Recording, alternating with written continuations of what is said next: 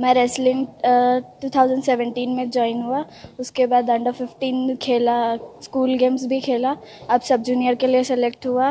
ओडिशा में है सब जूनियर, स्टेट में गोल्ड लिया। अब नेशनल में भी अच्छा खेलूंगी। फिर से प्रैक्टिस रेगुलर करके इंटरनेशनल रेसलर बनती हूँ।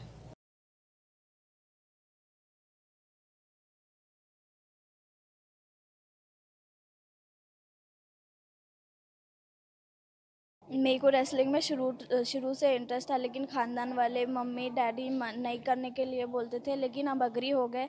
ये अच्छी सी गेम है, हर लड़की कर सकती है गेम, चाहे मुस्लिम हो या कुछ भी हो।